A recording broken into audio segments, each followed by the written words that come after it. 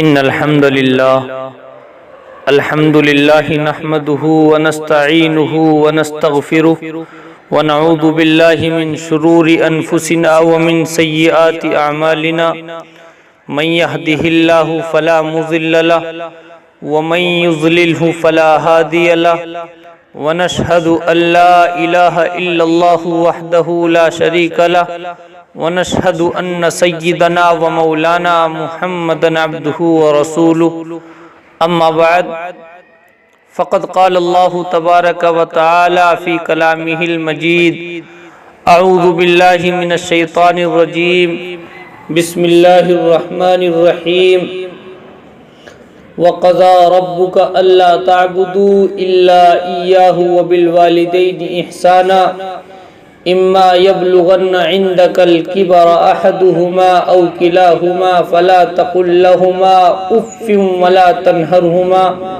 وقل لهما قولا كريما صدق الله العظيم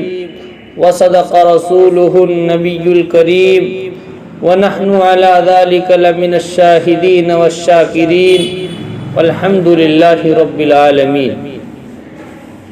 محترم حاضرین اور معزز سامعین اعظام اور میرے نوجوان بھائیوں، بزرگوں اور دوستوں، گزشتہ تقریباً 2 جمعوں سے آپ حضرات کے سامنے والدین کی اہمیت کے سلسلے میں گفتگو چل رہی ہے۔ بہت سی باتیں آپ حضرات کے گوش گزار کی گئی۔ اللہ ہم سب کو ان سب باتوں پر عمل کی توفیق عطا فرمائے۔ میں نے بھی آپ حضرات کے سامنے قرآن مقدس کی ایک آیت کریمہ تلاوت کی ہے۔ اس کے اندر اللہ رب العزت نے والدین کی بڑھاپے کی عمر کا ذکر فرمایا اور یہ ارشاد فرمایا کہ یہ بات یاد رکھو کہ والدین کی بڑھاپے کی عمر میں پہنچنے کے بعد تھوڑا سا ان کی طبیعت میں چڑچڑاپن آ جائے گا،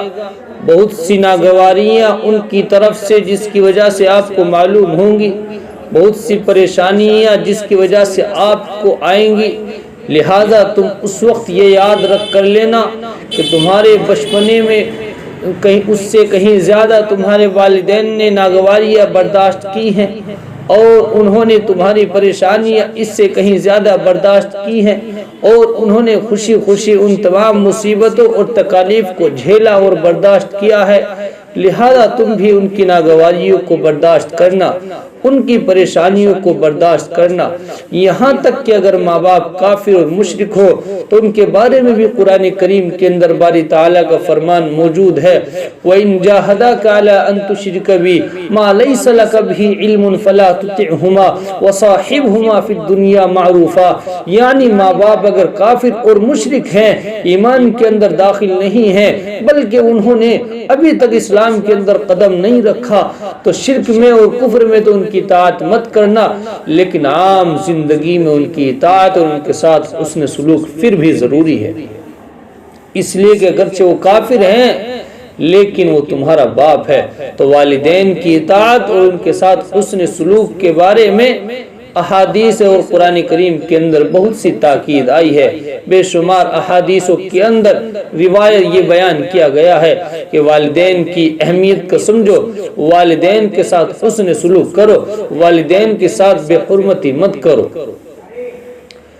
لیکن آج کی دنیا ہر معاملے میں الٹی چلی جا رہی ہے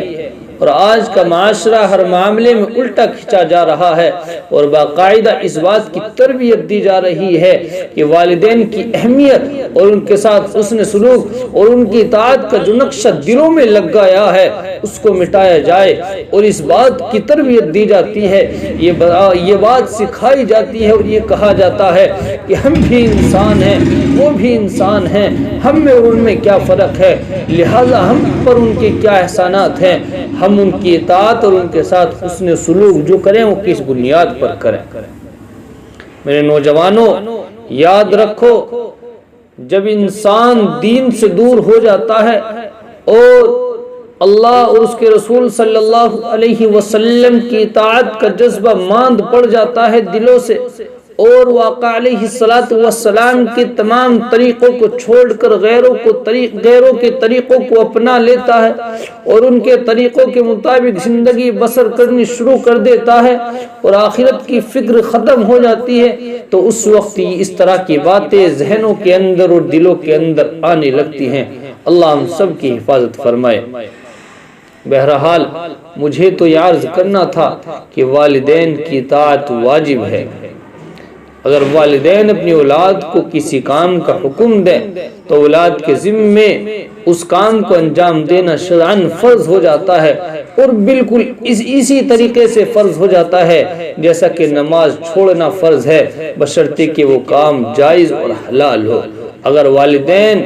کسی کام کے جائز کام کا حکم دے رہے ہیں اور اولاد اس کام کو نہیں کرتی، اس حکم کو نہیں مانتی، تو اس کا گناہ ایسا ہی ہے جیسا کہ نماز کا چھوڑنا گناہ ہے۔ اسی کو حقوق الوالدین کہا جاتا ہے، یعنی والدین کی نافرمانی۔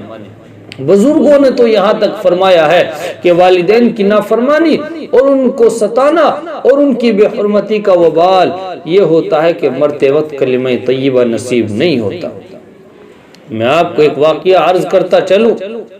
بتاتا چلوں کہ ایک شخص کا واقعہ ہے کہ اس کی موت کا وقت قریب ہے، وہ نزاع کی حالت میں پڑا ہوا ہے، زندگی کے آخری لمحات سے گزر رہا ہے۔ جو ساتھی، جو دوست و احباب، جو گھر والے اس کے پڑوس اور اس کے آس پاس میں بیٹھے ہوئے ہیں، کلمے کی تلقین کر رہے ہیں، زور زور سے کلمہ پڑھ رہے ہیں کہ اس کی زبان سے کلمہ جاری ہو جائے، وہ اپنی زبان سے کلمہ پڑھ لے، لیکن اس کی زبان سے کلمہ جاری نہیں ہوتا، کلمے کے الفاظ ادا نہیں ہوتے۔ چنانچہ لوگ ایک بزرگ کو لے کر آئے اور سارا واقعہ اور سارا ماجرا سنایا۔ ان بزرگ نے فرمایا کہ مجھے لگتا ہے کہ شاید اس نے اپنے والدین کو ستایا ہے، ان کا دل دکھایا ہے، ان کی نافرمانی کی ہے، جس کی وجہ سے اس کے اوپر یہ وبال آیا ہے۔ جاؤ اس کے والدین سے اس کے لیے معافی چاہو، جب تک ان کی طرف سے اس کے لیے معافی نہیں ملے گی اس وقت تک اس کی زبان سے کلمہ ادا نہیں ہو سکے گا۔ میرے عزیزو، اندازہ لگائیے کہ والدین کی بے حرمتی کرنا، ان کے ساتھ بدسلوکی کرنا اور ان کا دل دکھانا، ان کی نافرمانی کرنا کتنی خطرناک اور وبال کی چیز ہے۔ میرے اور آپ کے آقا صلی اللہ علیہ وسلم نے ہر قدم پر والدین کی اطاعت اور ان کے ساتھ حسن سلوک کا لحاظ رکھا ہے۔ حدیث پاک کے اندر آتا ہے کہ ایک صحابی اللہ کے نبی علیہ الصلوۃ والسلام کی خدمت میں آئے اور ایک سوال کیا، یا نبی اللہ کے جہنم کی وعید اور دوزخ کی وعید اس صورت میں بھی ہیں جبکہ ماں باپ کی اولاد کے اوپر ظلم کریں؟ میرے عزیزو، غور سے سننے کا مقام ہے، غور سے سنیے۔ اللہ کے نبی علیہ الصلوۃ والسلام نے اس سوال کا جواب ایک ہی جملہ 3 مرتبہ ارشاد فرمایا، وَإِن ظَلَمَا وَإِن ظَلَمَا وَإِن ظَلَمَا۔ آپ نے ارشاد فرمایا، ہاں اگرچہ ماں باپ نے ظلم کیا ہو، ہاں اگرچہ ماں باپ نے ظلم کیا ہو، اولاد کو ماں باپ سے انتقام لینے کا کوئی حق نہیں ہے، اور جہنم کی وعید اور نافرمانی کے ستانے کی سزا اس صورت میں بھی ہے جبکہ ماں باپ نے ہی اولاد پر ظلم کیا ہو۔ اولاد کے لیے والدین کے احسانات کا بدلہ کسی بھی اعتبار سے ممکن نہیں ہے۔ میرے بھائیو، اللہ رب العزت تمام گناہوں کی سزا جس کے لیے چاہتے ہیں آخرت تک کے لیے مؤخر فرما دیتے ہیں، مگر والدین کی نافرمانی کی سزا، ان کو ستانے کی سزا، ان کے دل دکھانے کی سزا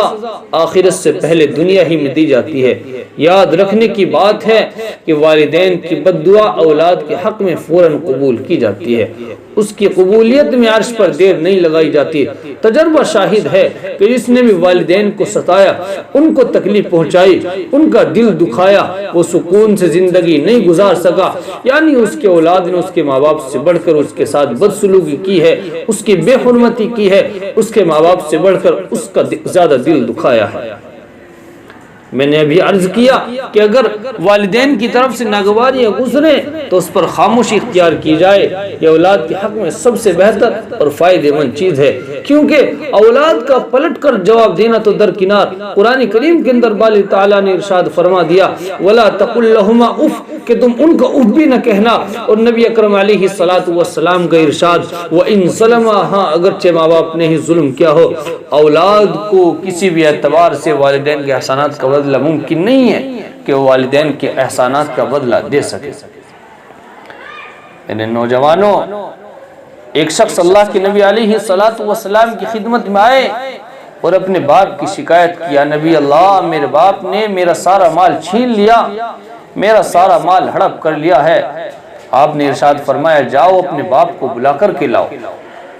جاؤ اپنے باپ کو بلا کر کے لاؤ۔ تھوڑی ہی دیر گزری تھی، تھوڑا وقفہ گزرا تھا کہ جبرائیل امین علیہ السلام آپ کی خدمت میں پہنچے اور آپ کی خدمت میں آ کر فرمایا یا نبی اللہ، جو شخص اپنے باپ کو بلانے کے لیے گیا ہے، جب وہ اپنے باپ کو بلا کر کے لے آئے تو آپ اس کے باپ سے سوال کرنا اور یہ بوجھنا کہ تم وہ کلمات بتاؤ جو تم نے اپنے دل میں کہے ہیں، جن کو ابھی تمہارے کانوں نے بھی نہیں سنا ہے، جن کو ابھی تمہارے کان بھی نہیں سن سکے، وہ کلمات بتاؤ۔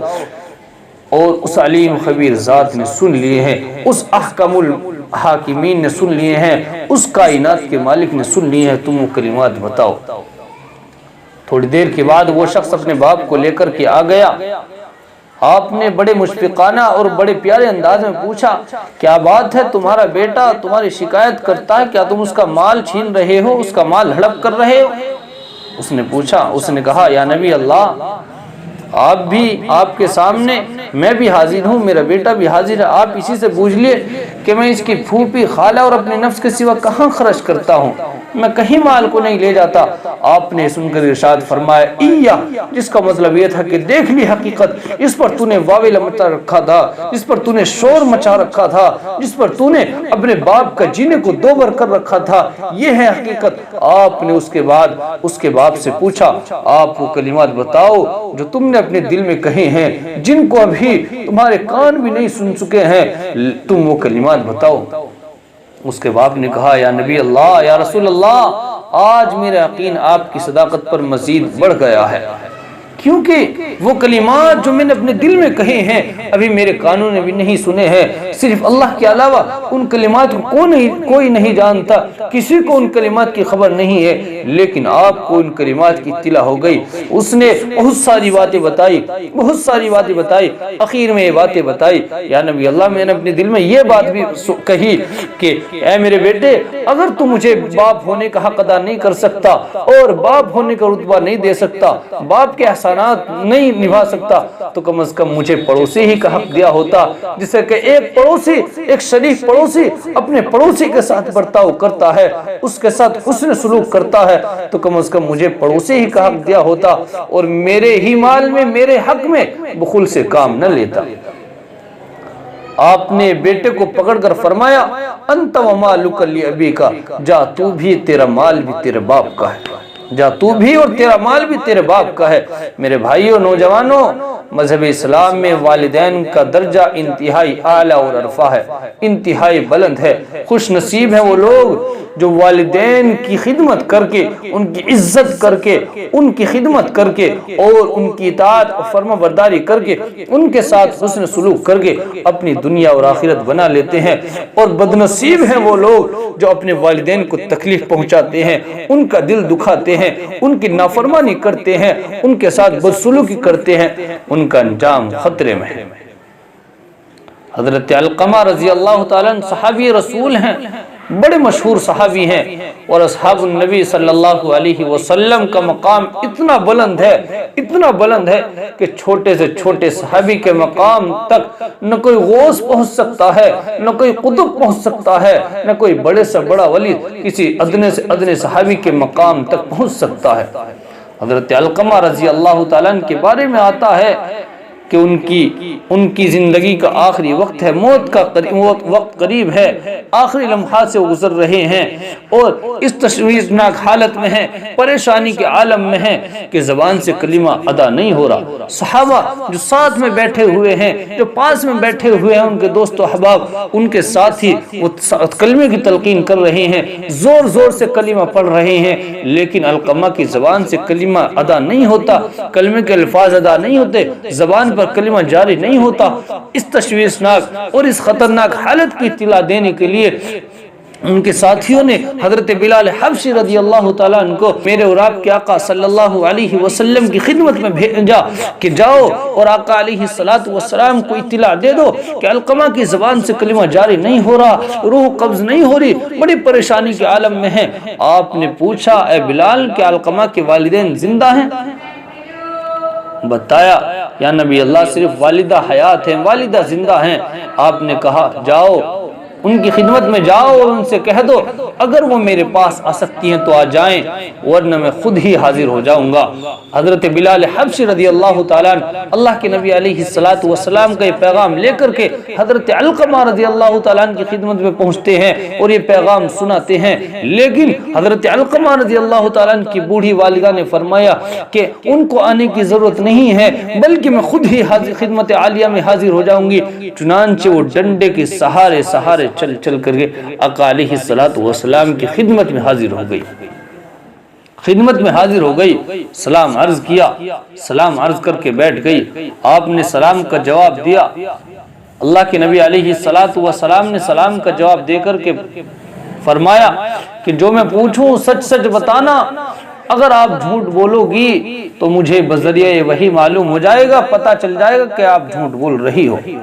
آپ نے پوچھا بتاؤ علقمہ کے کیا حال ہیں؟ کہا علقمہ کے یہ حال ہیں کہ بہت کثرت سے نماز پڑھتا ہے، بہت کثرت سے روزے رکھتا ہے، صدقہ اور خیرات کا کوئی حد و حساب نہیں، اللہ کے راستے میں بے شمار مال خرچ کرتا ہے، بے شمار مال خرچ کرتا ہے اور بے شمار اللہ کی عبادت کرتا ہے، رات دن اللہ کی عبادت میں لگا رہتا ہے۔ کہ اللہ کے نبی علیہ السلام نے فرمایا وہ تو سب ٹھیک ہے، لیکن تم یہ بتاؤ کہ تمہارے اور علقمہ کے تعلقات کیسے ہیں؟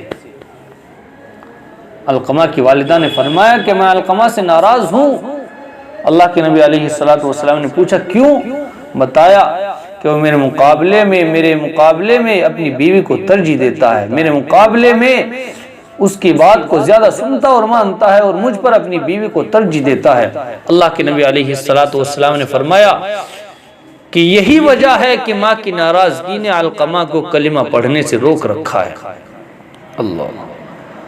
اللہ کے نبی علیہ السلام نے اس بوڑھی اماں کو مخاطب کر کے فرمایا کہ علقمہ کو معاف کر دو تاکہ علقمہ کی زبان پر کلمہ جاری ہو جائے اور اس کی روح آسانی سے قبض ہو جائے، آسانی سے نکل جائے۔ وہ بڑی پریشانی کے عالم میں ہے، آخری وقت سے گزر رہا ہے، آخری دور سے گزر رہا ہے، آپ اس کو معاف فرما دیجئے تاکہ وہ آسانی سے اس کی روح آسانی سے نکل جائے۔ لیکن علقمہ کی والدہ نے منع فرما دیا اور انکار کر دیا اور کہہ دیا کہ میں ہرگز علقمہ کو معاف نہیں کروں گی، کیونکہ اس نے میرا بہت دل دکھایا ہے، بہت ستایا ہے، مجھے میری بہت نافرمانیاں کی ہیں، میں اس کو ہرگز معاف نہیں کروں گی۔ جب یہ کہہ دیا تو اللہ کے نبی علیہ السلام نے حضرت بلال حبشی رضی اللہ تعالیٰ عنہ کو مخاطب کر کے فرمایا اے بلال جاؤ اور جا کر کے لکڑیاں جمع کر کے لاؤ تاکہ میں علقمہ کو آگ کے اندر جلا دوں، آگ کے اندر ڈال دوں۔ یہ کہنا تھا کہ یہ سننا تھا، یہ کہنا اللہ کے نبی علیہ السلام نے جیسے ہی یہ کہا بوڑھی اماں نے وہ سنا، فوراً گھبرا گئی، کپ کپی طاری ہو گئی، رونگٹا کھڑا ہو گیا اور گھبرا کر کے کہنے لگی یا نبی اللہ کیا آپ میرے بیٹے کو میرے ہی سامنے آگ کے اندر ڈالو گے، آگ کے اندر جلاؤ گے؟ اللہ کے نبی علیہ السلام نے ارشاد فرمایا اللہ کا عذاب تو اس سے بھی زیادہ سخت اور دائمی ہے کہ آپ اسی سے ڈر گئی، یہ تو کچھ بھی نہیں، اللہ کا عذاب تو اس سے بھی زیادہ خطرناک، اس سے بھی زیادہ سخت اور دائمی ہے اور ہمیشہ عذاب ہونے والا ہے۔ اگر آپ چاہتی ہو کہ تمہارا بیٹے کو اللہ معاف کر دے اور راضی ہو جائے تو تم اس کو معاف کر دو اور راضی ہو جاؤ۔ خدا کی قسم تمہاری رضا کے بغیر اس کی نہ نماز قبول ہے نہ روزے قبول ہے، اگر تم راضی ہو تو اس کی نماز بھی قبول ہے، اس کی تمام عبادات قبول ہیں، اگر تم ناراض ہو تو اس کی کوئی عبادت قبول نہیں۔ فوراً ہاتھ اٹھائے بارگاہ الہی میں اور فرمایا یا نبی اللہ میں آپ کو اور تمام حاضرین مجمع کو اور اللہ کو گواہ بنا کر کے کہتی ہوں کہ میں نے علقمہ کو معاف کر دیا اور مجھ سے راضی ہو گئی۔ اللہ کے نبی علیہ السلام نے حضرت بلال حبشی رضی اللہ تعالیٰ عنہ کو مخاطب ہو کر کے فرمایا اے بلال جاؤ اور جا کر کے دیکھو علقمہ کی زبان پر کلمہ جاری ہوا ہے یا نہیں۔ حضرت بلال حبشی رضی اللہ تعالیٰ عنہ جاتے ہیں، جا کر کے دیکھتے ہیں، جیسے ہی دروازے میں پہنچتے ہیں فوراً علقمہ کی آواز کانوں میں پڑی کہ وہ باواز بلند پڑھ رہے تھے لا الہ الا اللہ محمد الرسول اللہ صلی اللہ علیہ وسلم اور انتقال فرما گئے۔ میرے اور آپ کے آقا صلی اللہ علیہ وسلم نے نماز جنازہ پڑھائی اور قبرستان میں نہایت دردانگیز خطاب فرمایا اور فرمایا کہ اے مہاجرین اور انصار کی جماعت، تم میں سے جو اپنی بیوی کو ماں پر ترجیح دے گا، اپنی ماں کے مقابلے میں بیوی کی بات کو زیادہ سنے گا اور مانے گا، اپنے والدین کی نافرمانی کرے گا، ان کا دل دکھائے گا، تو اس کی کوئی عبادت قبول نہیں، اس کا کوئی فرض قبول نہیں، اس کی کوئی نفل قبول نہیں، کوئی عبادت اللہ رب العزت کی بارگاہ میں قبول نہیں۔ میرے عزیزو، آج سے ہم عہد کریں کہ اللہ رب العزت ہم سب کے والدین کی عمر میں برکت عطا فرمائے، اور یہ عہد کریں کہ انشاءاللہ ہم اپنے والدین کی اطاعت اور فرما برداری میں ذرہ برابر بھی کسر باقی نہ چھوڑیں گے، اور ہر ممکن یہ کوشش کریں گے کہ ہمارے والدین ہم سے راضی ہو جائے، تاکہ ہمارا اللہ ہم سے راضی ہو جائے۔ کیونکہ میرے نوجوانوں، اگر ہمارے والدین ہم سے راضی ہیں تو ہمارا اللہ بھی ہم سے راضی ہے، اگر ہمارے والدین ہم سے ناراض ہیں تو ہمارا اللہ بھی ہم سے ناراض ہے۔ دعا فرمائیں کہ اللہ رب العزت ہم سب کو کہنے سننے سے زیادہ عمل کی توفیق عطا فرمائے۔ وآخر دعوانا ان الحمدللہ رب العالمین۔